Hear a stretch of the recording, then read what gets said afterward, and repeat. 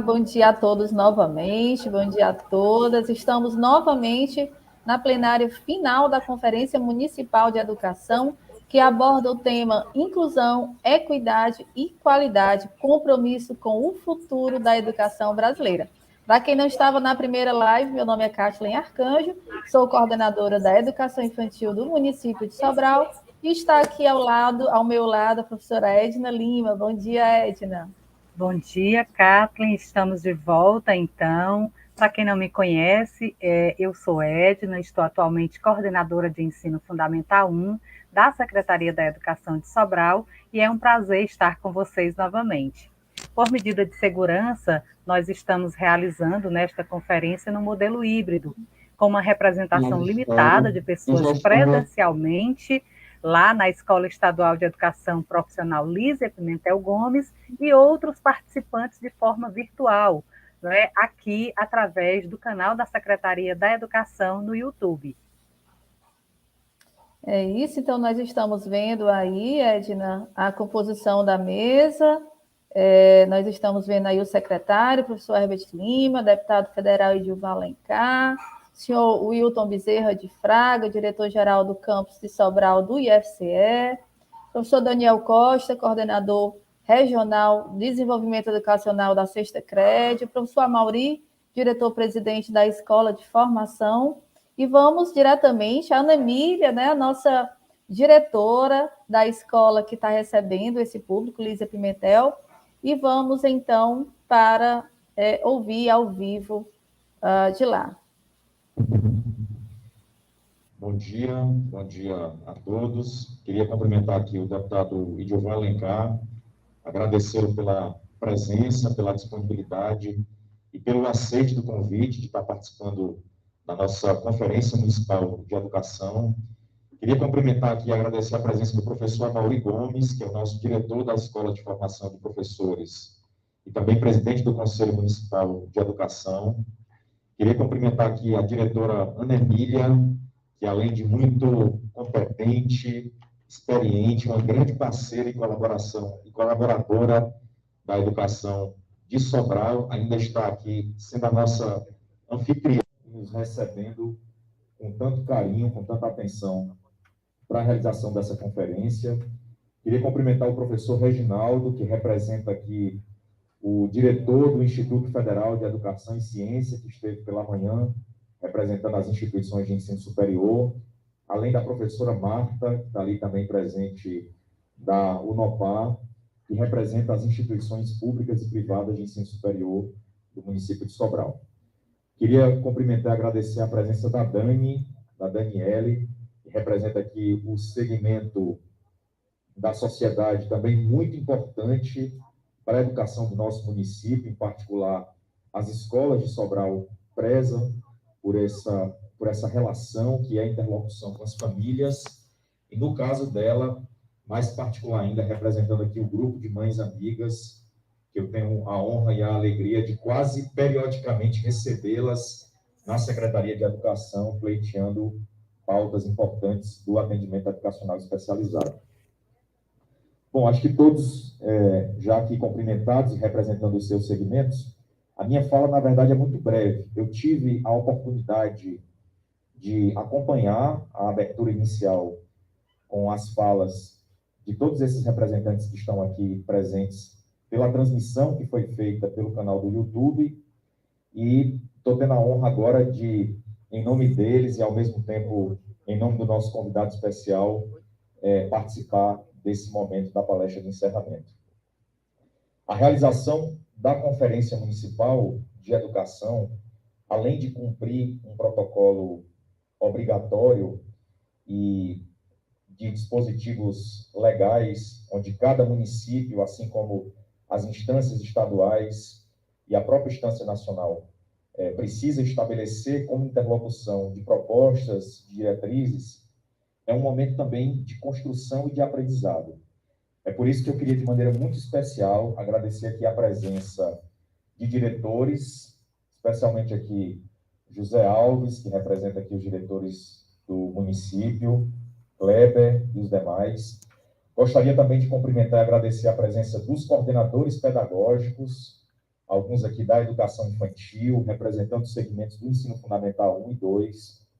Quero agradecer a presença de professores, que, apesar de ser muito caro e muito importante a presença de vocês na escola, participar de um momento como esse, de discussão, de debate, de reflexão, principalmente vocês que representam os 4.000 profissionais da educação do município de Sobral, nos alegra muito.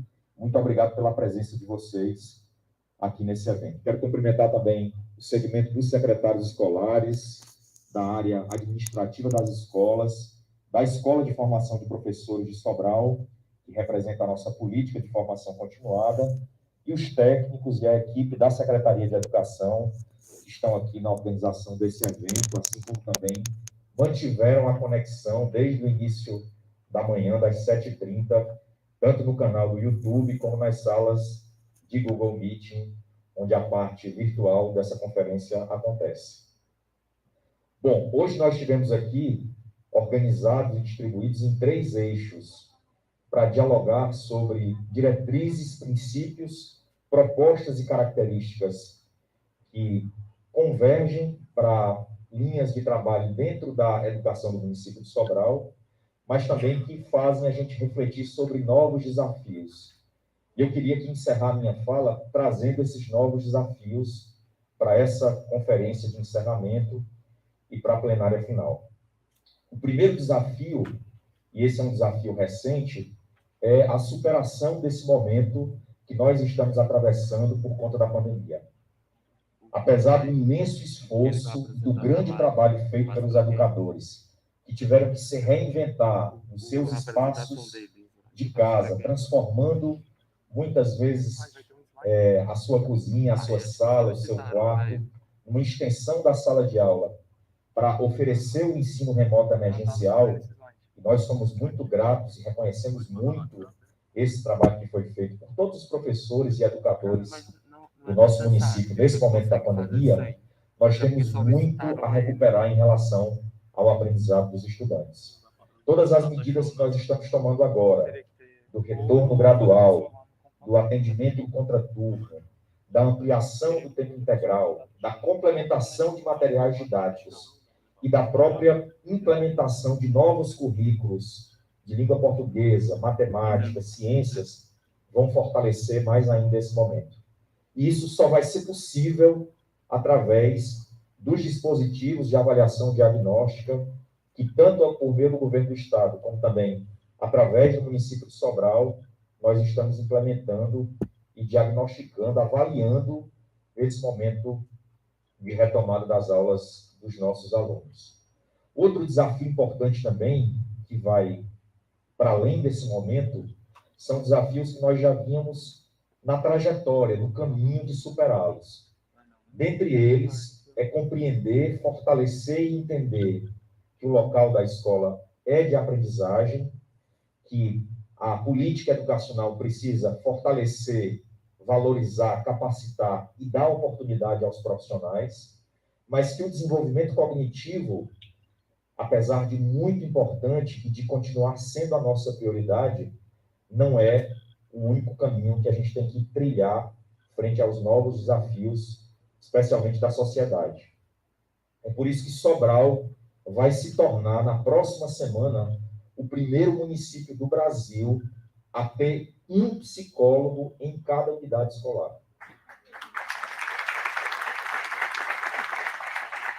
Através de concurso público, de lei que tramitou na Câmara Municipal, foi sancionada pelo prefeito, nós fizemos uma chamada de 15 psicólogos na primeira nomeação do concurso público, e essa semana, mais 35, nós vamos ter 50 psicólogos no total para atuarem no ensino fundamental 1, no ensino fundamental 2, e já estamos convocando classificáveis também para atuar na educação infantil.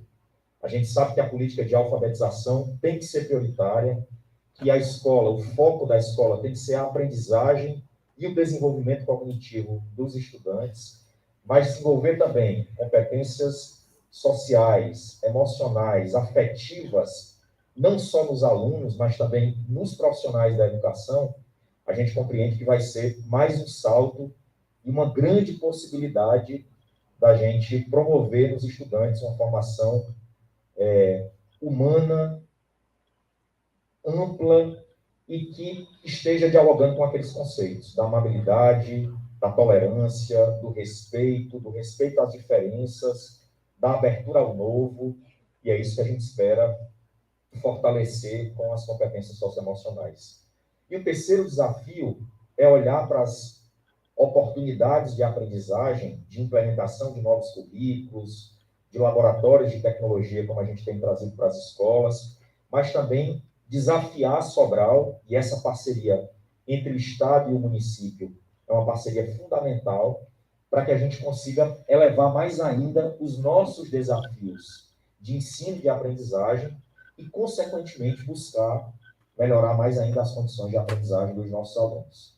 Então, um dos compromissos, e certamente foi pauta da discussão de vocês, vai ser da plenária final, é a ampliação e a universalização da educação infantil, de 0 a 3 anos.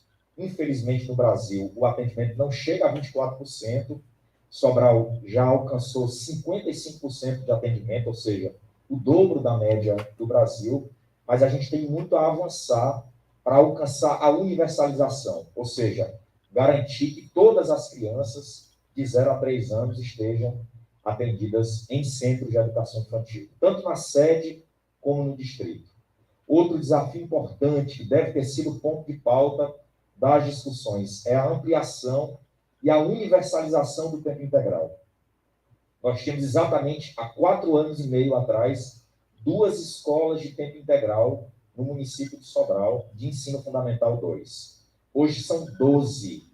E através de uma parceria com o governador Camilo Santana, 7 novas escolas foram autorizadas para serem construídas em Sobral. Isso quer dizer que, muito provavelmente, e esse é o nosso desejo, até o final de 2024, a gente tenha 100% de toda a nossa matrícula do Fundamental 2 em escolas de tempo integral. Seja na sede ou nos distritos. Então, esse é um passo importante, porque já é uma preparação inicial para os alunos que vão ingressar no ensino médio, mas, ao mesmo tempo, dá a oportunidade para a gente ter os alunos mais tempo na escola, poder atendê-los com outras políticas públicas, no campo da alimentação, das atividades esportivas, culturais, de contraturno, mas, principalmente, na proposta do socioemocional, não oferecer apenas o tempo integral, mas sim uma formação humana e integral. É por isso que o socioemocional cumpre esse papel muito importante.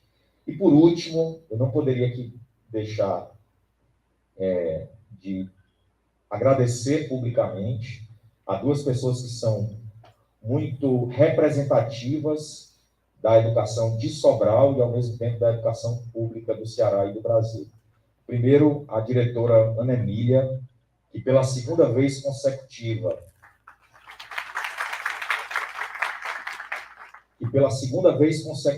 resultado esse que nós iremos anunciar em dezembro, mas eu já quero aqui antecipar, conseguiu fazer com que os resultados da escola, fruto do trabalho dela, de coordenadores, de diretores, de professores, e do esforço e da dedicação dos estudantes que estão aqui no Lísia Pimentel, pela segunda vez consecutiva, no exame internacional do PISA, que é o Programa Internacional de Avaliação de Estudantes, promovido pela OCDE, que é a Organização para a Cooperação e Desenvolvimento Econômico. Em dezembro, o escritório da OCDE em Paris vai emitir o relatório através da CES Gran Rio e vai fazer com que o Lísia Pimentel, mais uma vez, tenha resultados da última aplicação do PISA equivalentes a escolas que estão na Itália, na Alemanha, na Inglaterra, com o mesmo nível de proficiência, com a mesma avaliação que foi aplicada lá.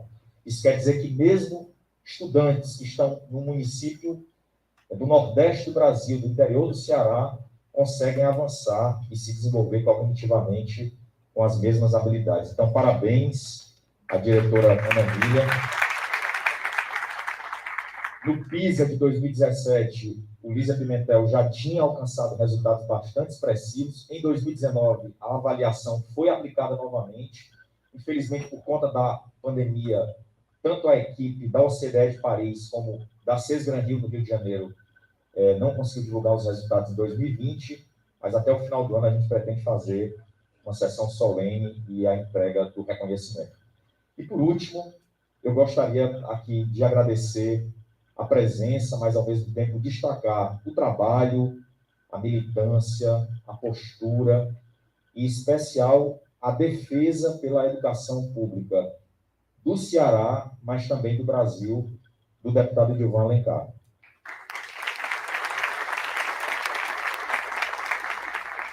Eu estava acompanhando aqui o início da manhã, a live, e o currículo do deputado Edilvan foi lido, certamente está sendo lido também nesse momento para os internautas que nos acompanham pelo YouTube, e pela sua trajetória como servidor público, como técnico, como tendo sido secretário de Educação do Estado, presidente do fundo mais importante de financiamento da educação pública do Brasil, e de ter tido tantas realizações e reconhecimentos na sua vida profissional e pessoal, abrir mão de uma série de confortos, abrir mão de uma série de ganhos, de vitórias, de conquistas que ele teve ao longo da vida.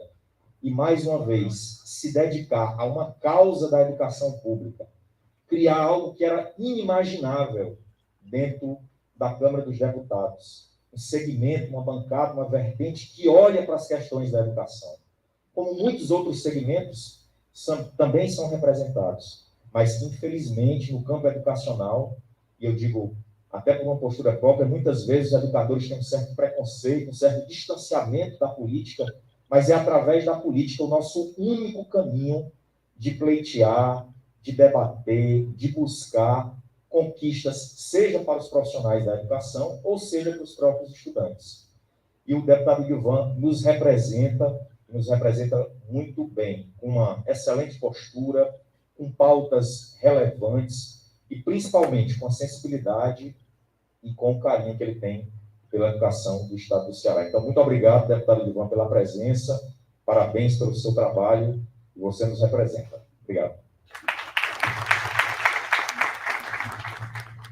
Neste momento, teremos uma palestra abordando o tema Inclusão, Equidade e Qualidade, compromisso com o futuro da educação brasileira, que será proferida pelo deputado federal Edilvan Alencar.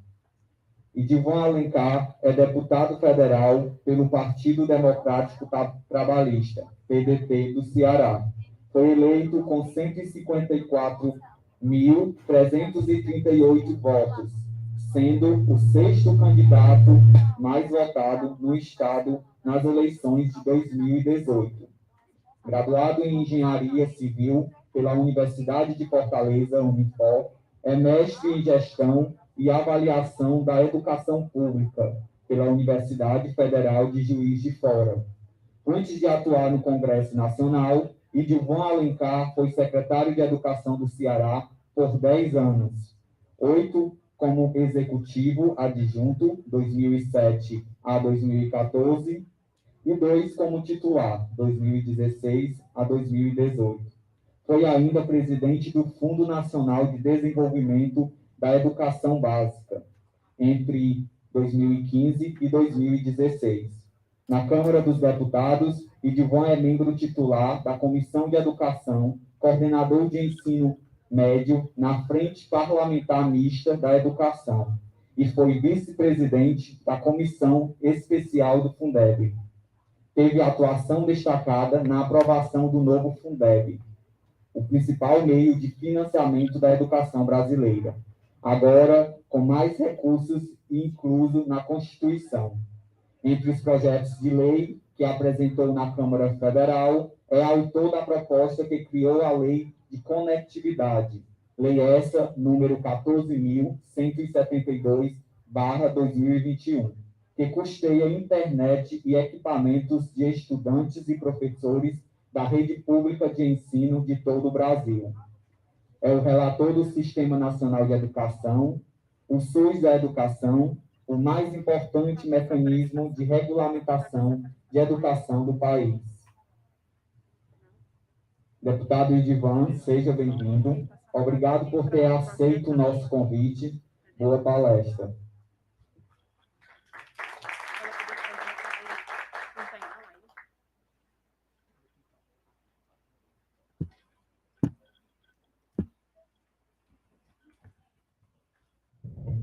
bom dia, senhores, senhoras, educadores, de forma geral, famílias, né?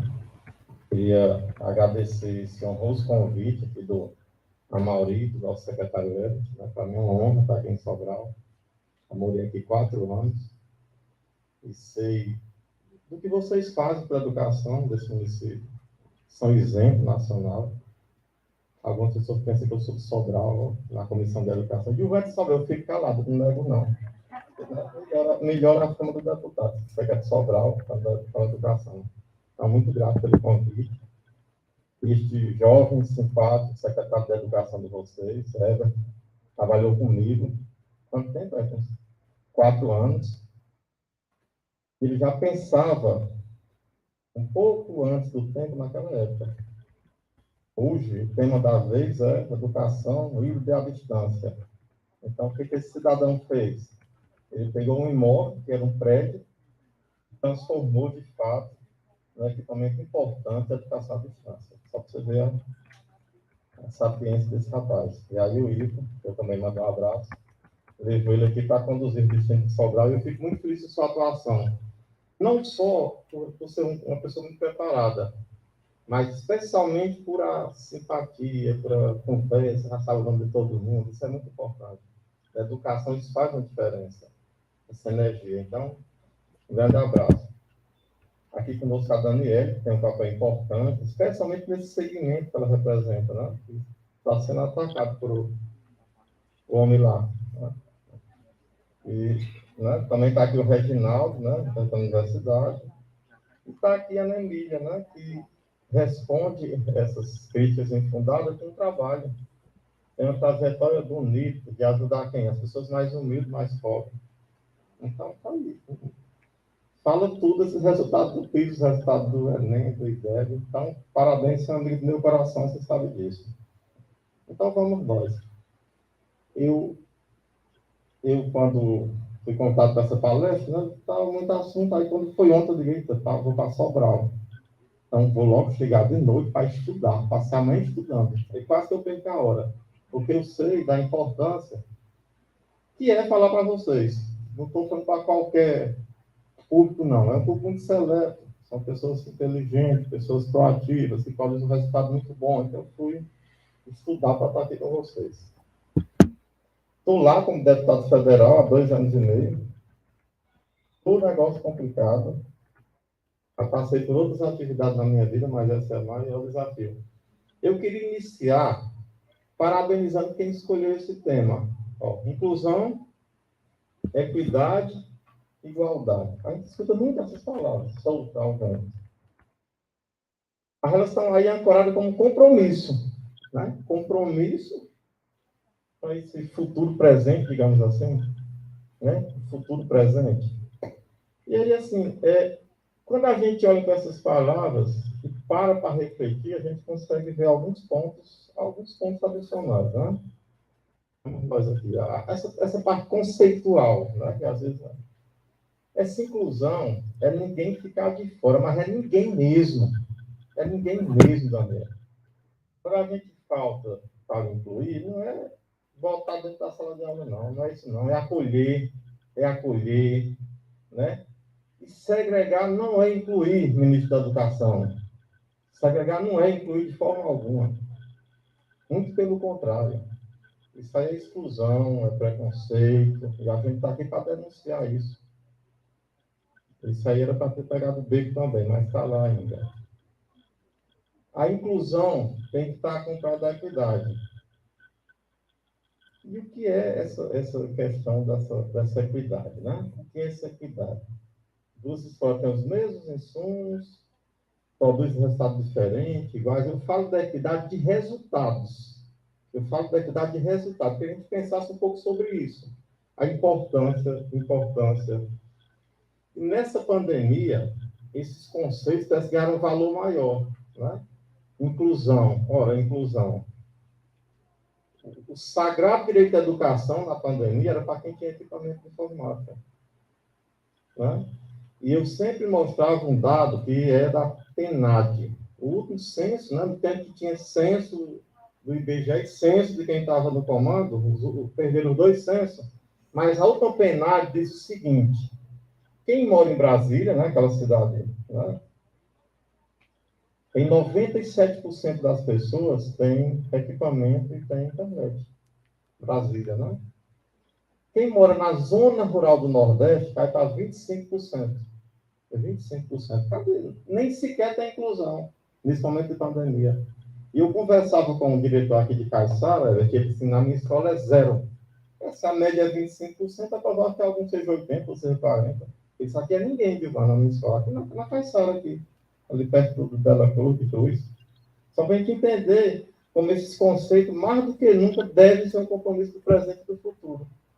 Aí eu conversando com a Isolda, a Isolda sempre teve uma defesa muito forte da gente quebrar o paradigma do chororô. Porque nós somos pobres. Não. Só que nessa pandemia, o ser pobre, por não ter equipamento, não tem nem acesso à educação, não dá nem para começar a conversa. Né? De repente, a questão da fome, que a gente já sabe há algum tempo, a gente viu que tem um impacto muito forte na educação. De repente, você morar numa casa que só tem um cômodo, muda completamente a questão da educação em 2020 e 2021. Então, por isso que mais uma vez, eu vejo como essas palavras são fortes.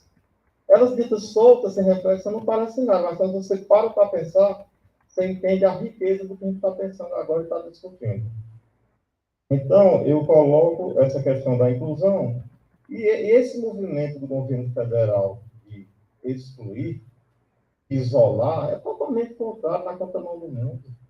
A gente não pode aceitar de forma alguma isso aí. Nem escutar, não dá nem para escutar, nem para debater essa história. A gente tem que fechar a questão sobre isso.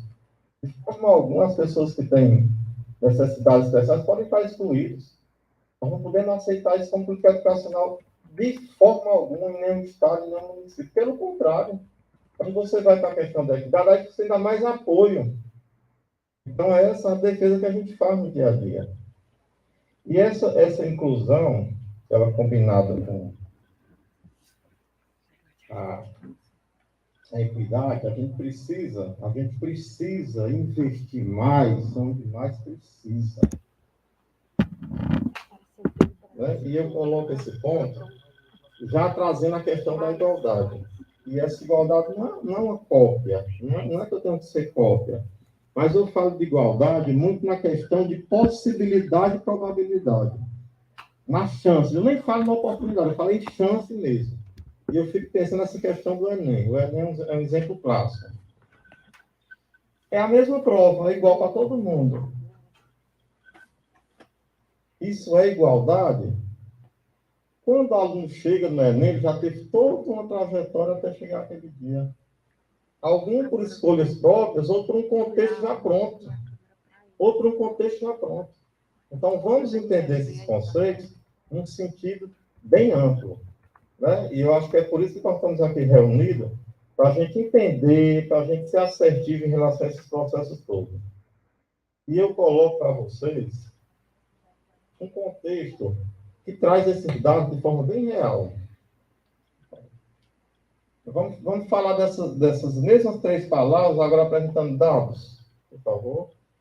Aqui tem um gráfico que vocês não conseguem ver, mas eu vou ler para vocês aqui de perto. Isso aqui é um como está o Brasil. E a gente traz aqui... Tem como aumentar? Não, não. Você tem como ampliar? Não, não tem. Né? Sim. Mas eu vou falar um pouco. Aqui nós temos uma população preta e branca, na primeira parte. Temos os mais pobres, os 20% mais pobres, os 20% mais ricos. E nós temos as regiões do Brasil. E a gente vê o tempo inteiro essa questão da desigualdade, de ponta a ponta. Né? Você vê aí, olha, a questão da taxa de frequência líquida de 15 a 17 anos no ensino médio. Olha os brancos, 80%. Olha os preto ou pardo, 67%. Os 20% mais pobres, os 20% mais ricos. Olha a quantidade de jovens dos 20% mais pobres que não estão no ensino médio. 58 menos 100, 42% dos 20% mais pobres desse país não estão no ensino médio. É esse o país que nós estamos construindo.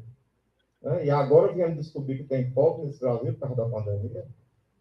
Né? O governo federal fala em pobreza, né? A partir de então.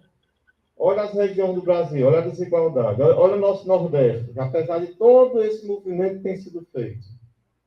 Esse gráfico, só muda um pouco, esse gráfico, aí eu também trago ele, pode reduzir.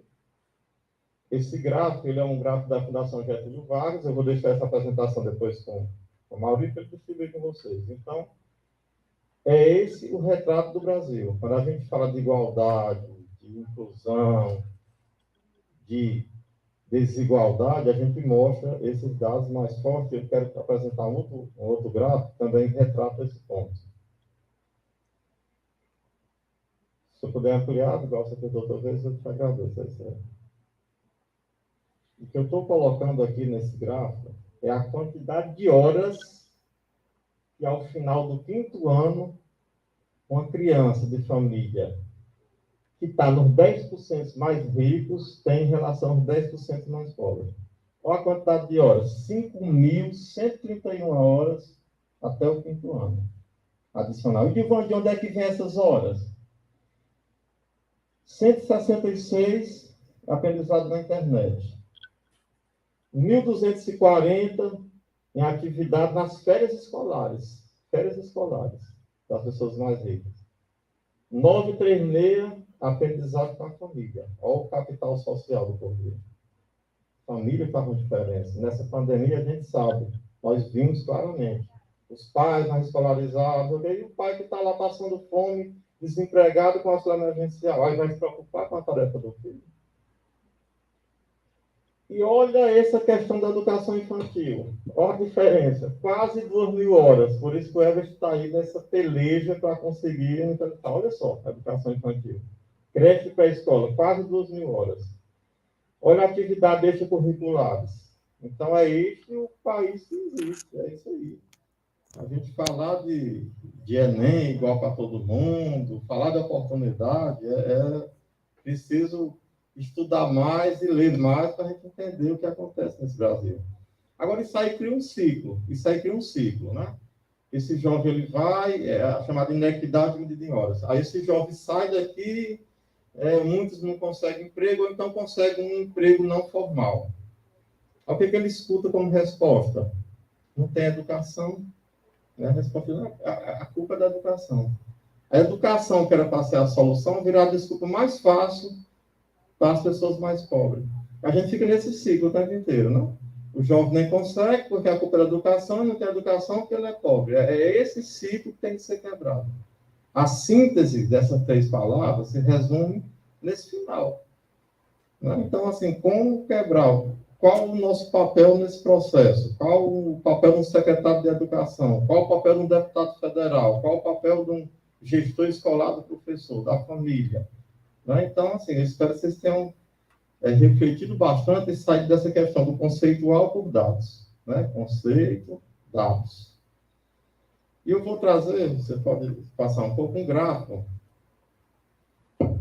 Esse aí é o 9º ano. Eu não vou repetir, mas ele só acrescenta a diferenciação. Eu vou colocar um gráfico aqui. Esse gráfico, ele traz ano a ano, isso é uma pesquisa feita, né? Está aqui a fonte, CDE.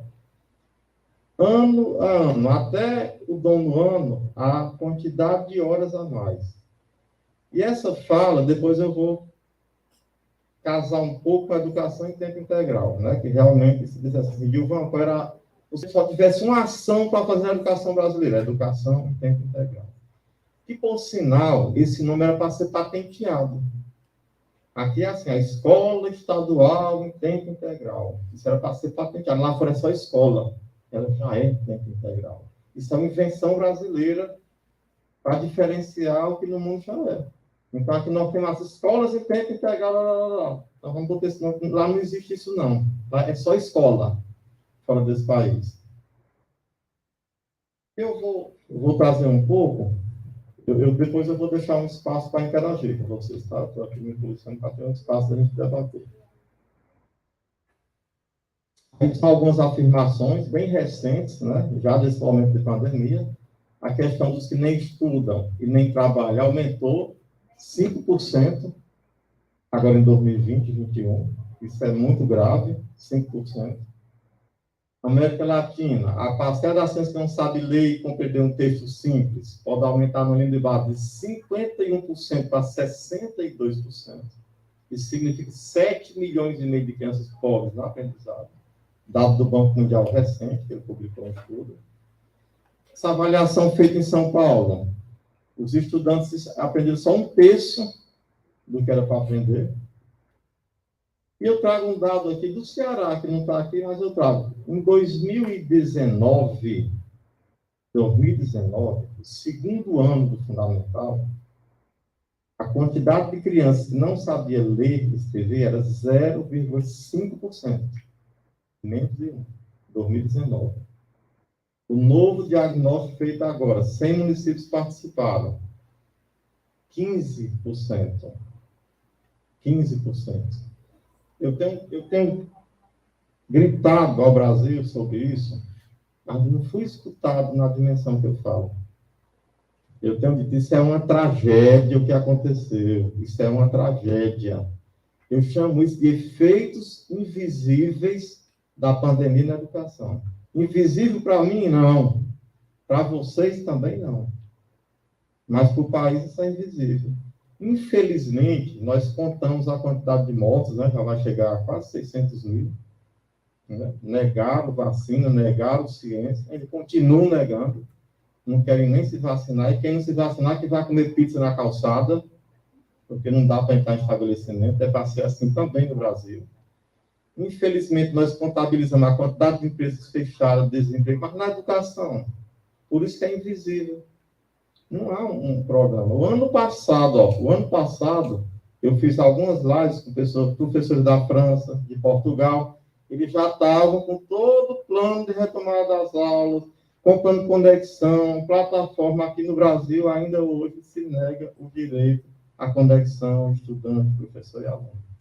Vocês viram, aprovei um projeto de lei, dando 3 bilhões e meio. O projeto é de 30 bilhões. A TAP foi relatora, baixou para 3,5. Pegamos uma briga, depois fizemos as pazes, porque o governo estava aprovando aquele valor. Então, entre ter nada de 3 bilhões e meio, eu topei os 3 bilhões e meio. Aceitei o relatório dela, foi aprovado, o presidente vetou.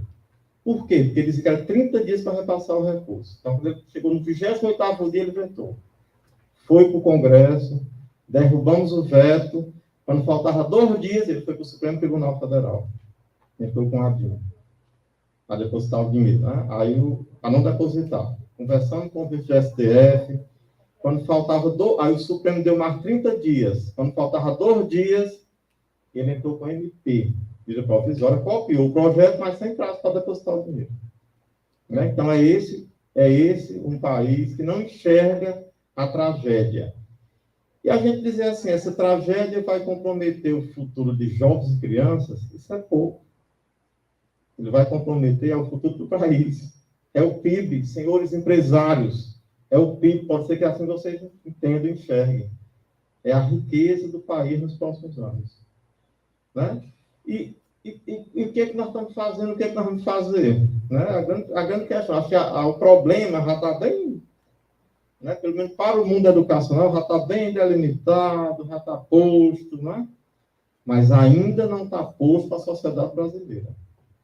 Isso que vocês estão sentindo na pele, estão vendo, é invisível. Por isso esse meu nome do artigo que eu escrevi. Efeitos invisíveis da pandemia na educação. O Brasil não enxergou isso. Ainda não enxergou. É uma tragédia grande. 0,5% para 15% sem saber ler e escrever. E como é que eles vão chegar no Fundamental 2? E como é que vão chegar no ensino médio? E como é que vão chegar no ensino superior? E este ano a gente não consegue ter uma atividade plena. Nós estamos aqui numa retomada, estamos esquentando para no próximo ano a gente estar mais forte. Essa é a verdade. Né? O setembro, outubro, e tem estados brasileiros que não fizeram nada. Eu conheço um estado, eu não vou citar o nome, mas todo mundo já sabe, que não fez nenhuma atividade durante um ano todinho de 2020. Só para vocês terem ideia como essa questão é crítica. Então, é este o país que nós temos. E só nós, educadores, temos a condição de denunciar, dizer, de convencer, para as pessoas entenderem o que está acontecendo. Por favor. Eu falei sobre conceitos, eu falei sobre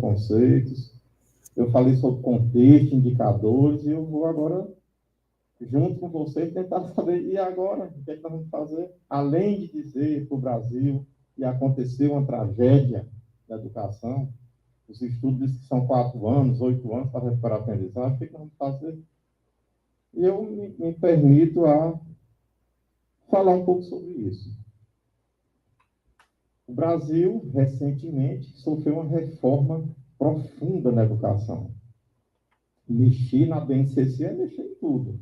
É mexer no currículo, no material didático, na avaliação. Né? Então, temos esse processo ainda está se sedimentando. Eu sei que Sobral está bem na frente disso aqui, mas ainda é um processo para ser vivenciado. A BNCC é um macro processo. Os países que fizeram isso têm tempo para se acomodar. É mais ou menos aí uns 5, 6 anos, né? Não é assim, não mudou, não é assim. E essa reforma do ensino médio aqui para nós, ela não aconteceu, não. Eu era presidente do Conselho nessa época. O Conselho reúne 27 secretários de Educação.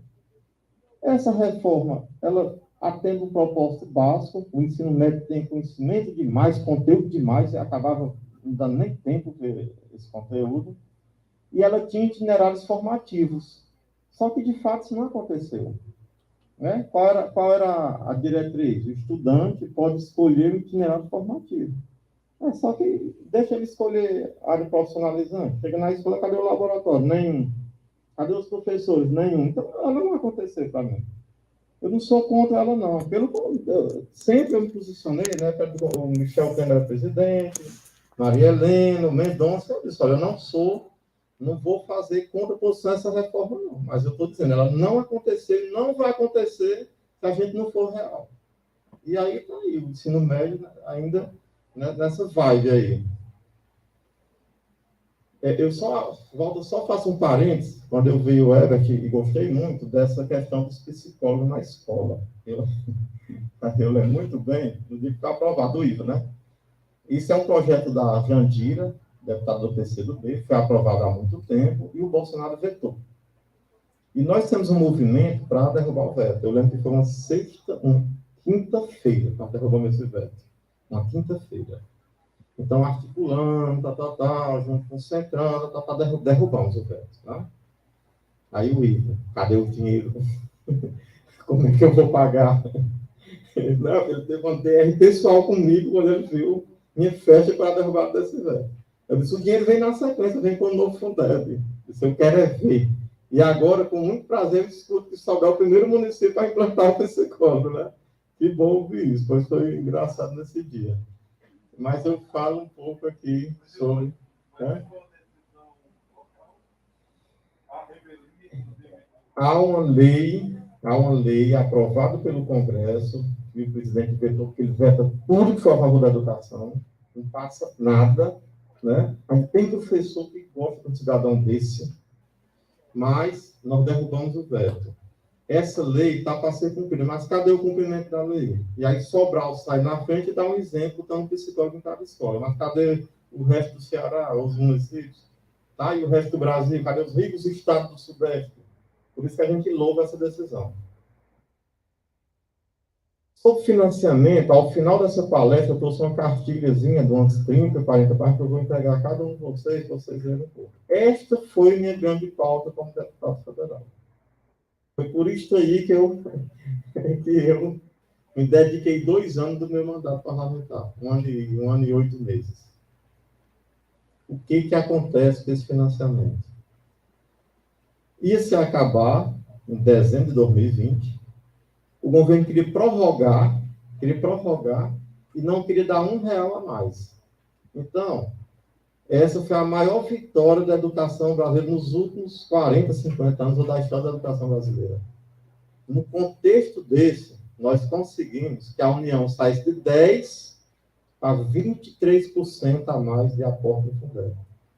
Isso significa o quê, Gilvan? 77 bilhões a mais na educação brasileira.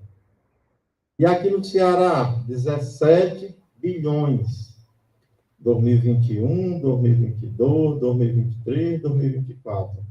E quando é que começa? Já começou. Já está entrando dinheiro a mais em todo município desse país e estado. É tanto que já tem até uma PEC para tirar os 25% para a educação. Olha a desgraça. Você faz toda uma luta histórica para ter mais dinheiro na educação, agora a PEC 13 de 2021 quer desobrigar os 25%. Você vê como é uma sofreguidão, né? Mas esse Fundeb, que também dá um destaque à educação infantil, tem muito do Ceará lá. Uma das coisas dessa questão do ICMS. Agora, todo Estado brasileiro tem um prazo de 2 anos para colocar o que nós fizemos na lei daqui. Para a ICMS fazer parte do rateio do ICMS dos municípios. E por que isso, hein? É para que coloque na agenda do prefeito o tema educação. Porque quando fala em dinheiro, aí pronto, aí todo prefeito entende o que é isso bem rapidinho, passa a ser especialista em IDEB, SAEB, né? Então é para isso. Então nós vamos colocar nos 27 estados da federação, que já está no Fundeb como obrigatório. Então essa cartilha eu fiz, ela está bem explicativa, acho que vai ser uma leitura importante para vocês entenderem desse financiamento. Olha a dificuldade de se aprovar um Fundeb. Né? O Herbert falou rapidamente sobre essa questão de defesa da educação, mas é porque lá no Congresso tem as bancadas. Né? As bancadas. A bancada dos evangélicos, 120 deputados. Respeito todos. Bancada do agronegócio, 108. O agro é pop, inclusive. Né? O agro é técnico, o agro é pop na televisão, o agro é pop, o agro é pop, o agro é pop. Bancada da bala, olha o nome, bancada da bala, olha o nome como é poético, né? 105 parlamentares, 105. E a bancada da educação? 40? Quem dá mais ou menos? 8, 10, assim a gente faz um sacrifício e engola os nomes lá que eles são defesa da educação. Vota contra os professores, mas a gente é da educação, Vota contra a assentadora especial, vota para privatizar, vai dar vaca, não, é da educação também. Nós somos uma dúzia, 10, 12. Se botar um topic, sobra lugar. Eu chamo de bancada da Kombi, aquelas Kombi que dá um freio, o banco vai para frente e para trás. Não é de topic, não é de Kombi. Então, eu tive que andar 18 estados da federação para reunir sobre o Fundeb. E foi uma votação histórica. 2 da tarde, a gente não sabia se ia ser votado ou não. Havia um movimento para boicotar a votação, o povo não estava dando presença, quando é 3 horas, não resistiram à pressão de vocês. A pressão foi forte nesse do Fundeb. Foi a maior audiência da TV Câmara, da TV Senado, o maior movimento que já teve em redes sociais dos últimos anos foi a aprovação do Fundeb. Ou seja, a educação é forte, não sabe a força que tem. Agora não tem nem representação no Congresso. Estão falando mal do professor. Sim, não tem nem representação do professor. Os 2.200.000 professores elegem 8 deputados da educação. Pancada vem de todo jeito. Isso se repete nos legislativos estaduais e municipais. A educação é forte, mas não tem representação política. Vem daí logo a história. Agora, para defender voucher, a educação privada está assim. Financiamento é uma questão que, graças a Deus, nós conseguimos vencer essa pauta. Essa é a maior vitória dos últimos anos da educação brasileira. À frente, para eu não perder meu tempo aqui. Vocês lembram que eu estou no capítulo do que fazer, né? Eu falei sobre conceitos, depois eu falei sobre contexto, historicidade, e agora perguntando o que fazer. Aí tem uma palavra aí, valorização dos profissionais. Mas esse item 3, bota o 3.1 para vocês verem a desgraça. Tá? Eu falo rápido isso aqui, que é maior do que o item 3. Volta para o 3, para não deixar o povo triste.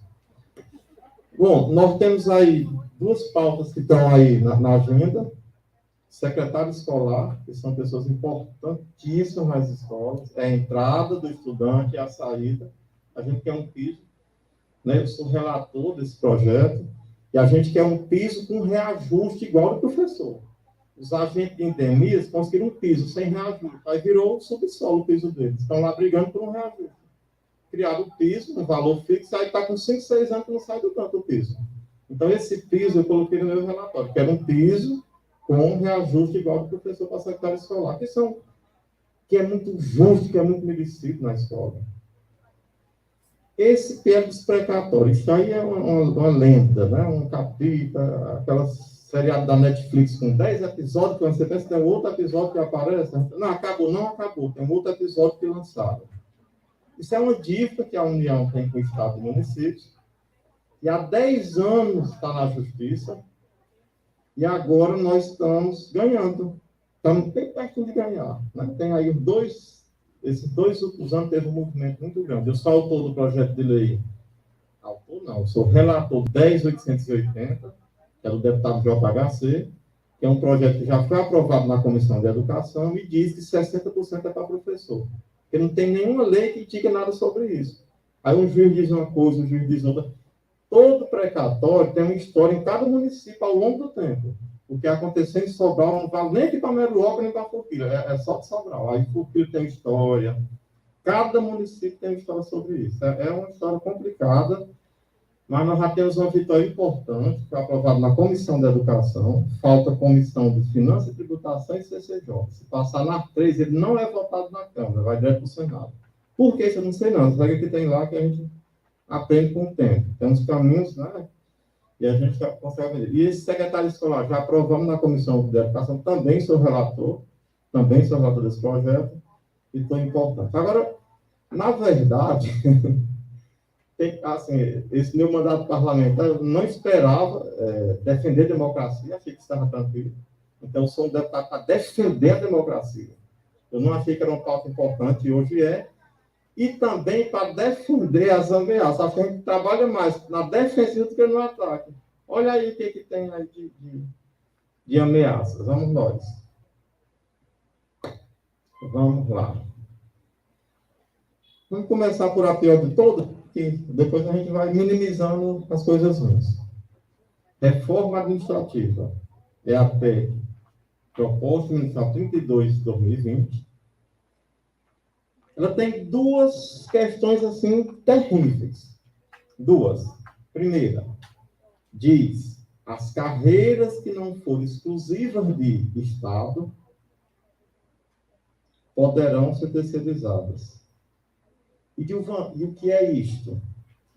Depois, o Executivo vai dizer um decreto quem são essas carreiras. Olha a marmota. E o conceito é o seguinte, é uma atividade que não possa ser feita por particular. Ou seja, nós estamos fora. Carreira tipo de Estado, embaixadas, auditoria fiscal, Ministério Público, Forças Armadas, os demais, se o secretário de Educação de Sobral dizer, bom, a reforma foi aprovada no próximo semana, agora eu quero oferecer o 5º ao 9º ano como empresa, ele pode estar dentro da lei. E os professores que são concursados vão ficar junto com os outros que eu vou contratar aqui. Aí vamos ver como é que fica essa história. Isso é terrível. As pessoas não estão entendendo a tragédia que é isso aí. Vamos aceitar isso passivamente, porque cada um está fazendo para que isso não aconteça. A gente está denunciando isso.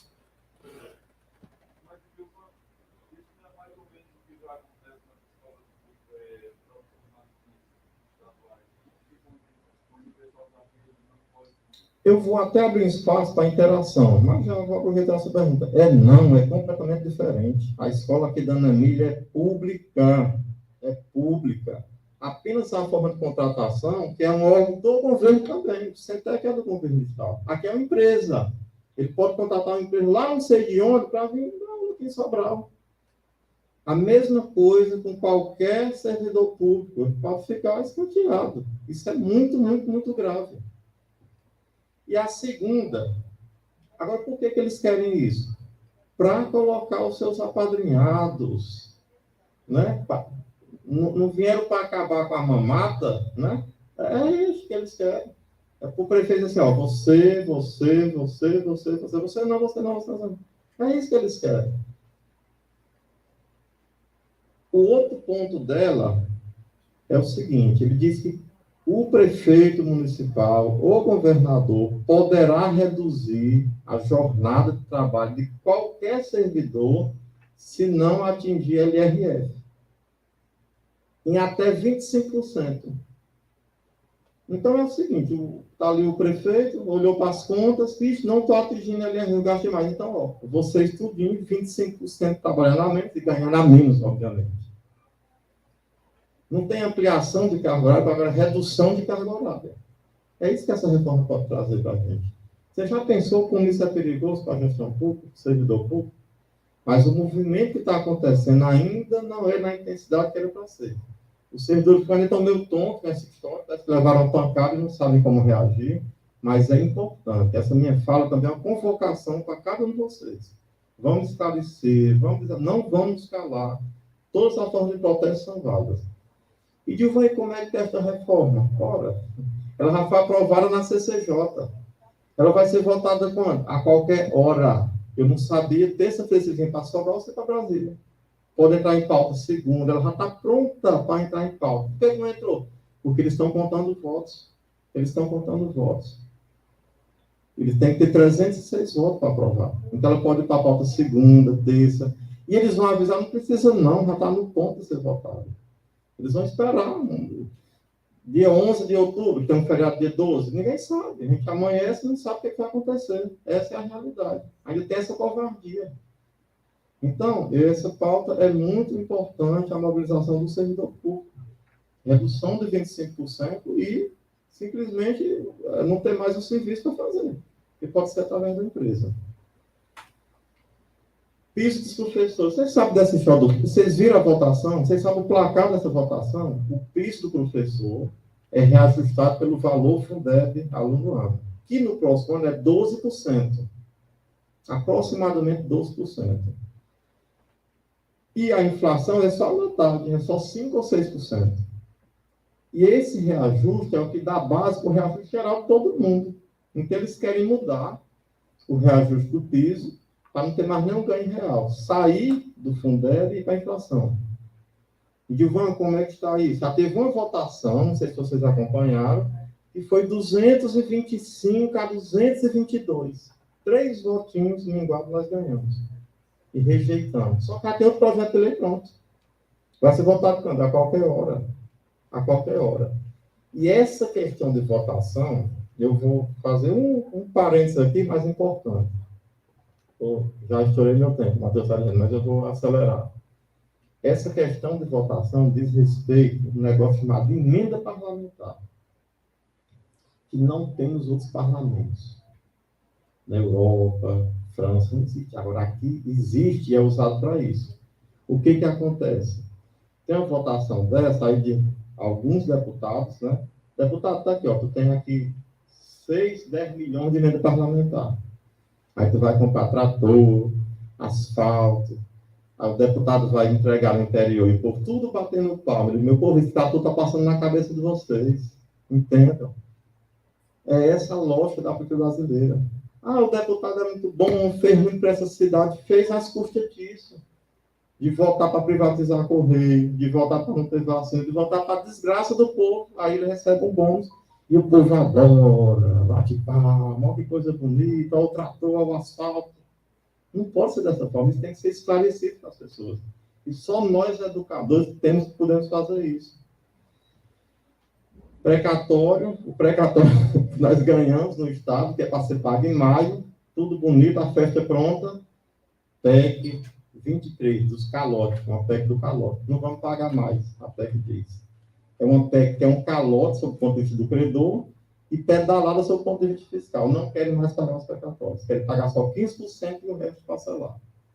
Eu tenho uma emenda que diz, homem, dê calote nos outros e deixa o dinheiro do professor. Porque são 90 bilhões de precatórios, 30 dos professores. Estou tentando tirar a parte dos professores, eu estou confiante nessa emenda. Mínimo constitucional. Toda a nossa luta do Fundeb, agora o que querem? Tirar a obrigação dos 25%. Já passou no Senado. Já passou em 2 turnos, o Senado aprovou.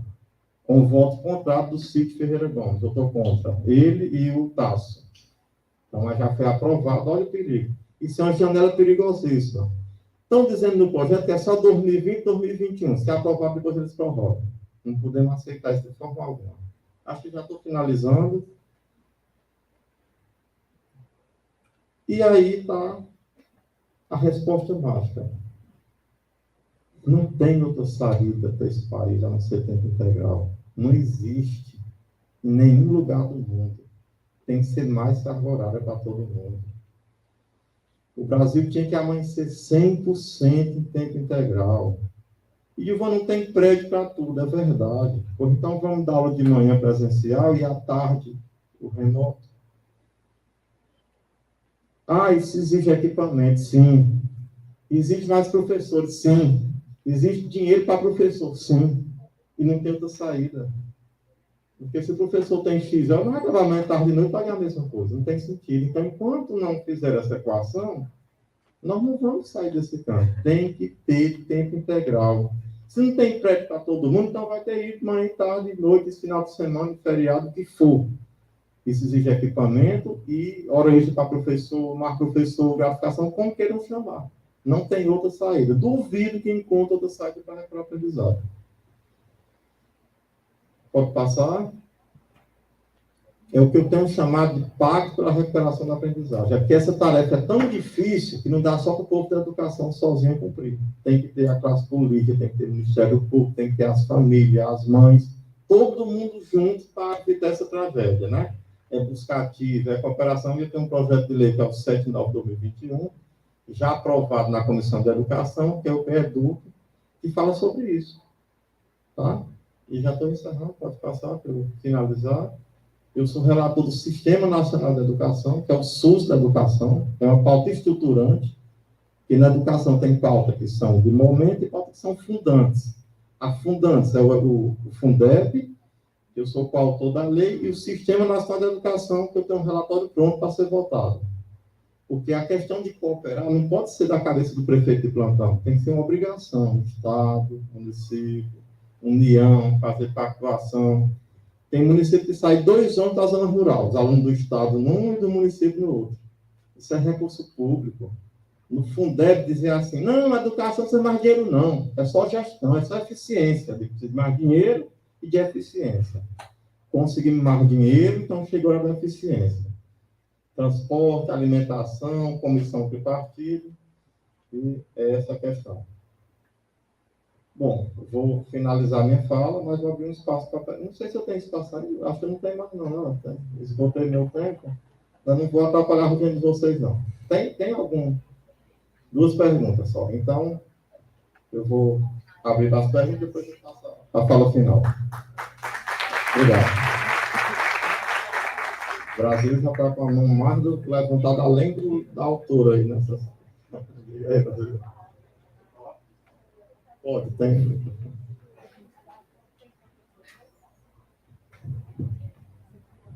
Eu estou com vontade de contribuir. Obrigado pela oportunidade. Eu queria só saber, dentro do que você falou, acho que no último slide, fala de aumento do tempo da escola. Pode voltar, por favor? Só aquele que tem antes. Aí, eu falei aumentar o número de horas dentro da escola dedicadas à aprendizagem. Né? Aí, assim, eu fiz aqui uma pequena redação dizendo assim, aumentar o tempo de horas dentro da escola dedicado das complementares que envolvam arte, cultura, esporte, socialização e formação para o trabalho. Sabe? Eu acho importantíssimo que a escola também cuide. A gente tem muita coisa boa acontecendo, né? Como o programa Saúde na Escola e outras questões, mas eu não vejo, viu, e colegas assim, um trabalho dedicado à questão da arte na escola, né? A formação de pessoas, a questão de criação de grupos.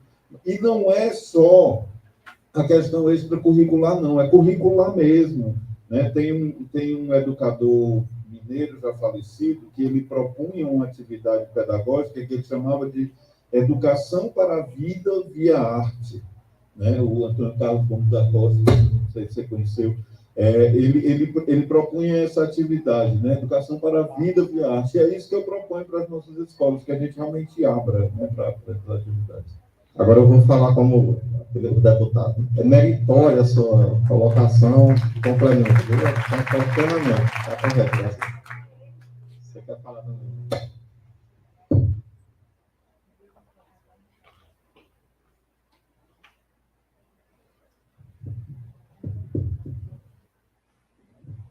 Bom dia a todos e a todas.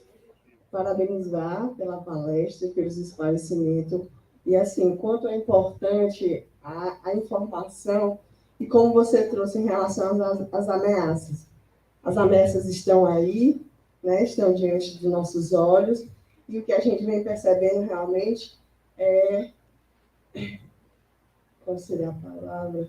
Inércia, não sei bem se seria essa, mas assim, um movimento, a gente vem percebendo que os direitos estão sendo retirados e a gente pasma e estamos só a olhar essas situações.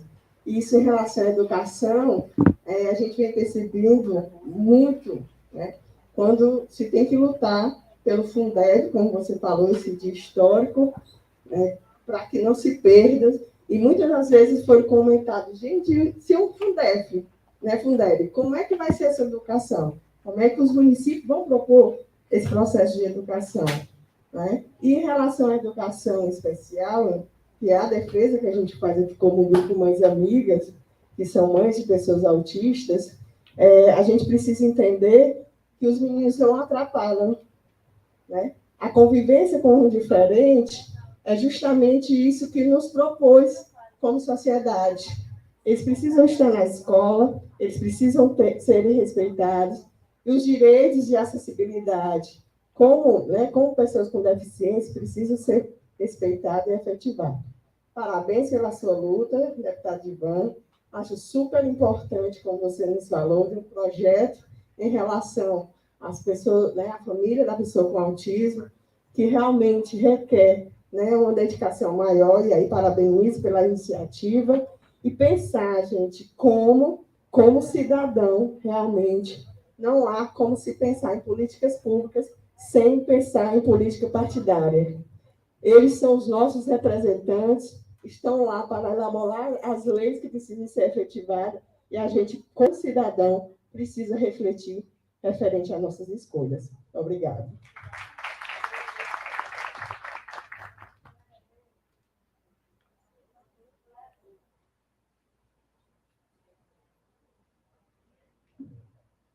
Eu vou pedir... bem rapidinho, tá, são 3 falas, né? Sou a professora Lira, queria parabenizar o professor Ivan, assim, a gente fica assim, um pouquinho inquieta, né, com a sua fala, porque realmente a luta é de todos, né, e ver aí essa representação tão pequena, né, em prol da gente, mas assim, nós somos guerreiros e guerreiras e vamos conseguir. A minha maior preocupação, eu queria saber, né, lá, como é que vocês estão lidando com essa perspectiva da avaliação do SAEB, já que nós, né, a escola pública, os nossos alunos, nós não tivemos, né, o tempo, nós não tivemos condições de garantir a aprendizagem, enfim, né, todos esses fatores que implicam na garantia e consolidação da aprendizagem. Como é que vocês estão vendo e podem lutar por nós, no sentido de que essa avaliação do SAEB, né, outra expertise do governo, né, e aqui a gente tem que falar mesmo, viu? Tem que dizer que é insano, né? Enfim, atrelar uma avaliação, né, de larga escala, injusta, né, que não vai trazer nenhum benefício ao recurso do Fundeb. Isso é muito grave. Como é que está sendo visto, tá? Bom, vamos nós aqui. Eu vou fazer 3 falas e 3 falas encerrar. Uma sobre sua pergunta, uma sobre educação presencial e outra pessoal, para encerrar bem rapidinho. SAEB. Fizemos um movimento, Comissão de Educação, um DIN, CONSED, eles são irredutíveis. Não aceitam, quero SAEB igualzinho. Eles vivem num planeta outro que a gente não sabe o que é, que não chegou o Covid lá, então foi assim com o Enem. Vocês lembram da minha luta pelo Enem, descrição, fiz campanha desde 2020, a gente conseguiu adiar na justiça, eles não, por eles não.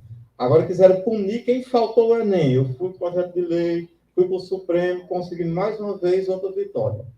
SAEB, eles são irredutíveis, não aceito. Agora, querer atrelar SAEB a Fundeb, aí é outra coisa. Quando nós colocamos no Fundeb, aí na cartilhazinha, vocês vão ver, não está dito que é resultado de SAEB nem de IDEB, não, tá? Nós ainda vamos regulamentar isso. Nós vamos para algumas práticas de gestão. Eu coloco isso claramente aí. Por exemplo, todo município tem que ter seleção para gestor escolar. Aí isso faz jus a esse índice, tá? Então, não existe em lugar nenhum dito que o Fundeb vai ter ligação com o IDEB, tá? É até bom essa leitura, que vocês vão ver isso claramente. Daqui a 3 anos, primeiro que não é agora, esse índice só vale daqui a 3 anos e não está regulamentado como é que vai ser. E a nossa ideia é que sejam práticas educacionais. Quem estava lá fazendo, daqui a 3 anos, já vão, né? Ninguém sabe como é que vai estar o Senado dos Deputados. Mas quem pensou sobre isso, não pensou em IDEB, tá? Só para a gente se acalmar um pouco nessa pauta. Bom, minha fala final. Minha fala final é para a gente ter consciência do que está acontecendo nesse país, exercer a cidadania plena. Só nós, educadores, temos condição de dar um bafo no que está aí. Nós somos mais fortes nesse contexto social, especialmente na defesa da escola pública presencial. Já está cheio de estudiosos numa ideologia política que é comercial, para dizer, não, esse negócio de escola é coisa do passado. Agora, não se faz de preferência, é só tudo à distância. Não. Escola é espaço de reflexão, de socialização, de cultura, de esporte, de afetividade. Essa defesa tem que ser nossa. Já começou uma disputa ideológica que tem fins comercial, e já tem estudantes dizendo assim, eu estou tão bem aqui. Não. Foram os filhos do senhor de engenho que foram estudar fora na escola e voltaram com ideia abolicionista. Lugar de criança e jovem é na escola, Educação domiciliar, estamos fora. Queremos, sim, a escola presencial, e essa defesa é importante que cada um faça. E, para encerrar, só dizer assim, que este meu mandato parlamentar é um mandato a serviço da educação, dos educadores. A coisa que eu mais prezo enquanto parlamentar, o que eu mais quero é ter respeito dos professores desse Brasil. Muito obrigado, bom dia a todos.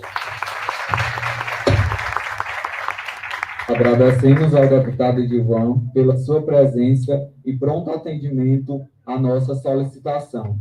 E também agradecemos por lutar para garantir e conquistar direitos para a educação no Congresso Nacional.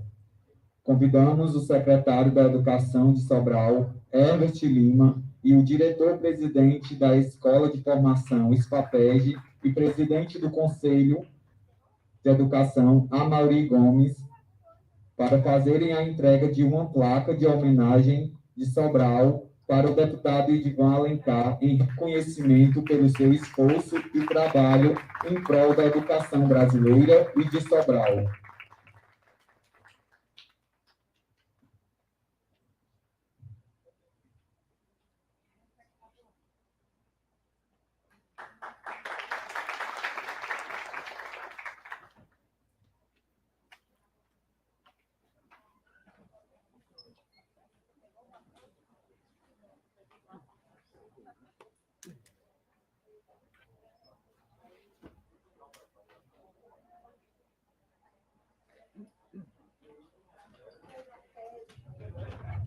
Continuando, para a gente encerrar, a plenária final ainda acontecerá. A gente pede aí que vocês aguardem mais uns 30 minutinhos, ou menos, né? A plenária vai ser rápida.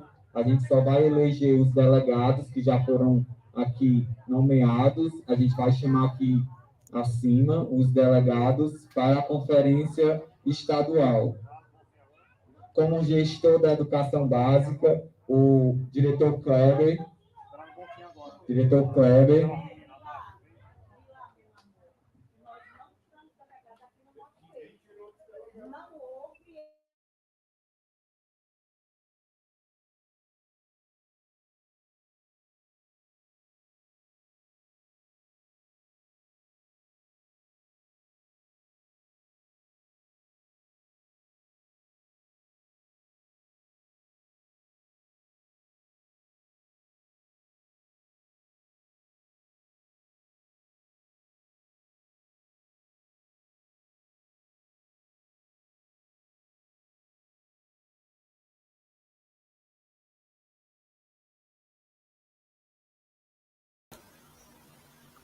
Bom, então estamos vendo aí ao vivo a palestra magna com o deputado Idilvan, que encerrou agora, teve falas importantes, e voltamos ao vivo, então, para ouvir o Vilar.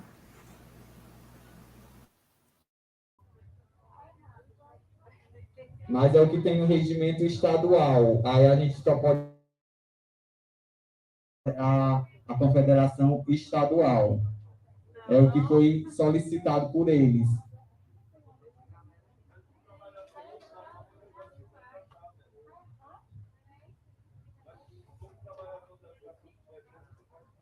É porque no regimento do Estado, lá tem um cronograma e tem um.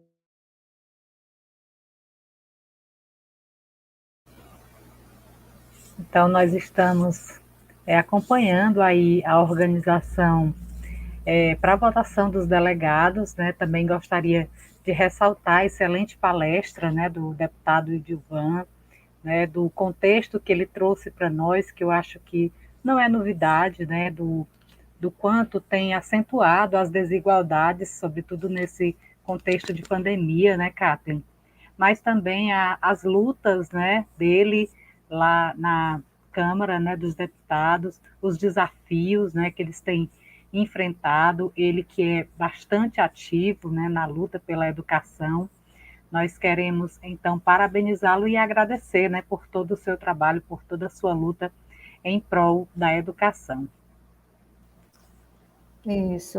Eu queria também ressaltar, Ed, numa fala que o professor Herbert falou lá no início da conferência, né, dessa segunda etapa, aonde ele diz que a escola pública, seja ela municipal, seja ela federal ou mesmo estadual, não tem um outro caminho que não seja o caminho da política, né? Tanto para receber como para poder prestar contas dos serviços, né, feitos. Então, essa é a linha de trabalho aonde a gente precisa realmente focar e ter um trabalho muito bem feito para que as nossas crianças, os nossos alunos possam ser beneficiados, né? Achei muito importante também.